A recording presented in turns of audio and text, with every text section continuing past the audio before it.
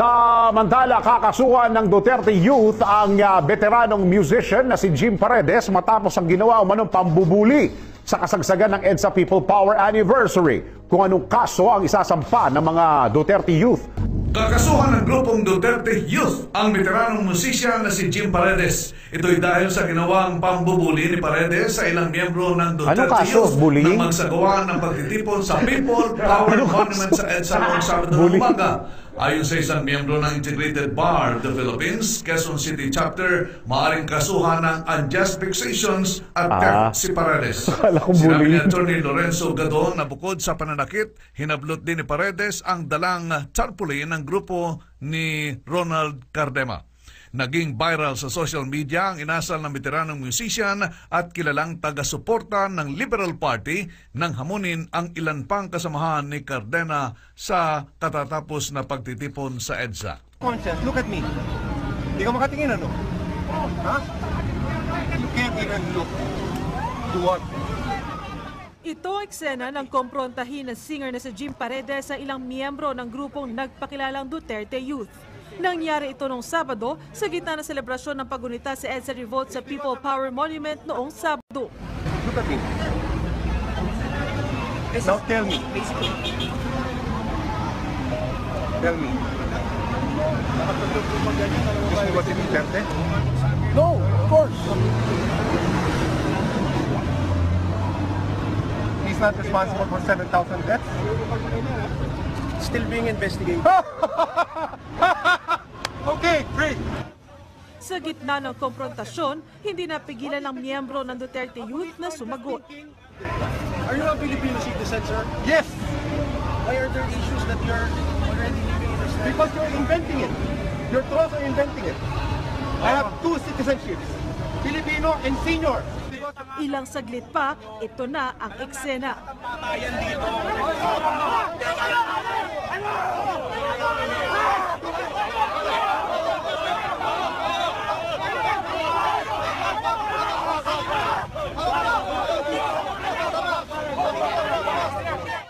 Umani ng batiko sa social media ang ginawa ni Paredes. Pero sa isang tweet, bumwelta ang singer. Ipinost niya ang litrato ng dalawang miyembro ng Duterte Youth kasama si dating Senator Bongbong Marcos. Kanina, pinarangalan ng Office of the Solicitor General na Republic Defender's Pin ang Duterte Youth matapos ang insidente. Depensa nila, papunta sila ng Luneta nang mapadaan sa EDSA. Dito na raw sila nilapitan ni Paredes. Kung pwede nga lang makipag-debate doon, kaya lang, baka lalo magwala si Sir Jim Paredes so pag dinebate ko doon. Pero iniisip kong tanong sana sa kanya, Sir, ano ba, parang meron po bang nakatitulo sa inyo dito sa EDSA? Dahil parang, this is EDSA, what are you doing here? Parang gano'n ang dating yung sinasabi po niya. Tinanong ko, bakit di kayo lumaban? Sabi niya, iginagalang po namin yung magulang sa amin. Mabuti pa sila mayroong good manners and right conduct. Pag-aaralan pa raw ng Duterte Youth kung magsasampa sila ng reklamo kontra Paredes. Si Presidential Chief Legal Counsel Salvador Panelo naman, kinakaawaan daw si Paredes. He's against violations of human rights, and yet he was violating the right of the people or the young ones, the young men who went there to express also their support for the president. Good afternoon, Bob. I'm Ronald Cardema, chairman of Duterte Youth.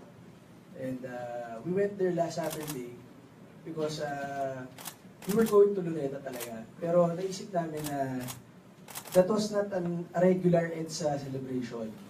That was a gathering of anti-Duterte rallists. And some of the leaders there are planning or they want President Duterte out of Malacanang. So we wanted to show our support for the president, and we had we went to the tarpaulin shop. We designed the tarpaulin. It stated that we support President Duterte, and we went there. But hindi naman kami dun sa People Power Monument mismo. Wala rin kami sa mismong sidewalk. Nandun kami sa mismong karsada kung saan dumadaan yung mga sasakyan sa EDSA. So our audience there were the commuters and yung mga nag-traverse sa EDSA because we believe that many Filipinos there traveling along EDSA are supportive of the President. And sila naman, nakaharap naman yung stage nila sa White Plains. Kami nakaharap mismo sa mga sasakyan sa EDSA. Nagulat lang kami kasi lumapit nga si Mr. Jim Paredes. Tapos, nung papalapit pa lang siya, he was making funny faces. Ganun siya, naikot-ikot siya. Sabi niya, trolls kami, physical trolls, parang gano'n, robots. And siya, gusto niya makipag-argue, gusto niya makipag-debate. Kaya lang, hindi naman kasi kami talaga nagpunta doon to debate him o to debate anybody. Gusto lang talaga namin ipakita sa mga dumadaan sa EDSA that there's this pocket of support for the President along EDSA. So we had the banner stating our support for the President. So yun lang po yung gusto namin.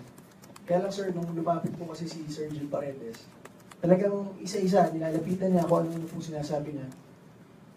So kami naman, pinapabayaan lang muna namin siya. Ang siguro naging problem lang po, kasi sikat siyang tao, at ginagawa niya yun paulit-ulit sa harap ng ibang tao. So yung ibang kasama niya, parang naglapit na rin. Tapos yung iba parang, yung malapit sa kanya parang, syempre, naging intense kasi ito nga naman yung famous guy, parang nagwawala na doon, galit na galit ko ano sinasabi. So maya-maya, hawak naman namin yung card. Bigla kaming, yung mga nakapalibot kay Sir Jim Paredes, bigla kami hinataw sa tiyan, tapos sabay kuha ng tarpaulin. Parang, we were hit in the stomach para to distract us from our holding of the tarp, tapos kinuha na yung tarpaulin. So, tinatanong namin kung pwede ibalik kasi ginastos rin namin yun kahit mga 700 pesos. Kaya lang hindi na mahanap nandun na sa parang part ng crowd nila. Tapos, ang dami nila sinasabi, kumbaga, sabi nila, President is an evil man, why are we supporting him, are we not, we're the future of the country, are we not idealistic, parang gano'n ba. Kami naman, kaya hindi naman namin sinasagot. Kasi, kumbaga he's the president of the land. He was elected just last year lang. And siguro, as it is the duty of every nationalistic youth leader, Filipino youth, to support the duly elected president of the land. So, kahit ano sinasabi niya, paulit-ulit, hindi na rin namin po masyadong pinapansin. Kaya lang, feeling po talaga namin yung ginagawa ni Sir Jim Paredes, yung po yung parang hindi naman motivated.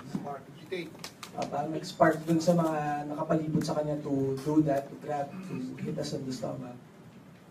So, hanggang ngayon, bumabanat pa rin po siya sa parang Twitter, social media.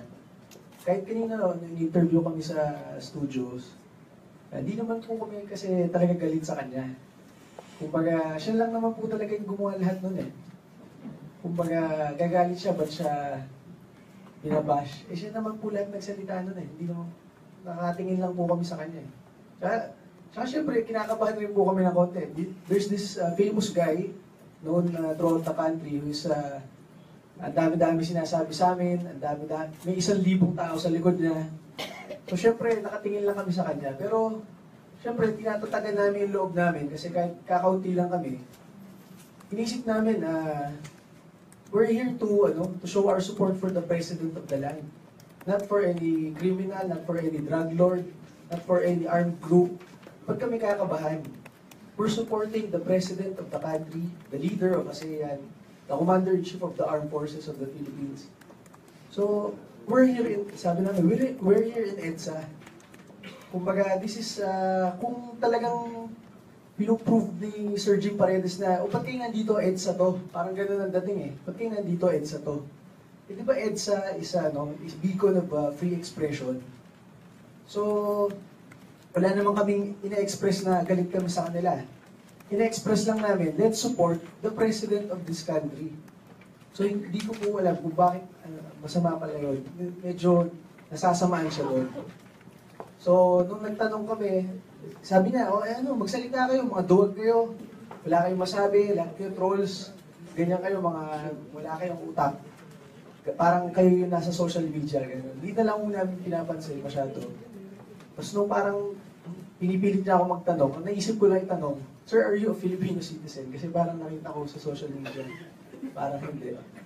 Sabi niya, yes, I'm a dual citizen. I'm a senior citizen and I'm a Filipino citizen. So, tapos parang wala pa uli siya doon, nag-iikot-ikot pa siya. So, yun lang po. We went there, kahit na, syempre nakakakaba naman. Pero ano po kasi kaya naman maluwag rin naman sa puso namin pumunta doon kasi EDSA nga yun eh. There's no one group was the monopoly over EDSA. EDSA is the beacon of free speech, free expression, and the thing that we were expressing was support for the president of this country. Paano naging masama ang pakita ang suporta sa presidente? So ibig ba nilang sabihin, dahil galit sila sa Pangulong Duterte, wala pang isang taon ng Pangulong Duterte, in the next 5 years, ganyan lang gagawin ni Jim Paredes. Awayin ng presidente, isipin kung paano matagal itong presidente ito. So, hindi siya nakakatulong sa bansa natin. No? So, kung pwede nga lang makipag-debate doon, kaya lang, baka lalong magwala si Sir Jim Paredes so pag-debate pa doon eh. Pero yung isip kong tanong sana sa kanya, Sir, ano ba, parang, meron mo bang nakatitulo sa inyo dito sa EDSA? Dahil parang, this is EDSA, what are you doing here? Parang gano'n ang dating yung sinasabi po niya. So, sana naman po, parang, kasi nakita rin po namin sa Twitter niya eh. Naka-announce doon na, I'm inviting everybody to go to EDSA. From all colors, you're free to come here. Tapos nung dumating kami doon, galit na galit siya. Eh wala naman kami sinasabing ikulong yung mga from the previous administration, kahit ano, wala kaming gano'n sinasabi.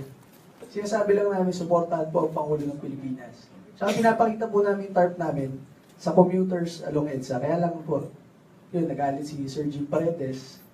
Pero ngayon po, baka nagagalit pa rin siya. Kaya lang po lumaki ng lumaki issue. Dahil naging viral po yung kanyang pagwawala. So, yun lang po. We just wanted to show our support for the President of the land. I think it is the duty of every Filipino citizen to defend the President of the land, to defend the government, and for our country to finally move on. If you really want to look at EDSA, EDSA was supposed to be a change for the change of Philippine society. Diba? Kaya lang, but after I'm 31 years old, and 31 years na EDSA. Bakit after EDSA, we're still a third world country? Bakit in the past 31 years, we were already overtaken by our ASEAN neighbors? Kumbaga, gusto naman natin lahat umunlad yung bansa natin. Kaya lang, parang ang gulo kasi, daming nagbabanatan, daming ganyan. So, kung pwede nga lang, lahat tayo mag-abroad eh. Gumanda buhay natin abroad eh. Kaya lang, hindi naman natin kaya, ang pangit. Pero when we go abroad, gumaganda yung buhay ng mga Pilipino kasi magagaling yung mga Pilipino eh. Pero dito kasi parang may crab mentality. Kaya elect lang ng bagong presidente. Binabanatan agad. Kahit nung first month niya, ganun. Siyempre mahirap maging presidente. Mahirap, ang daming trabaho kailangan gawin. So he needs the support of 100 million Filipinos. And maraming salamat po sa pag-invite sa amin dito, Soljen Kalida. And we look up to you and other patriots here because you're really defending the Republic. And thank you po sa pag-invite po sa amin.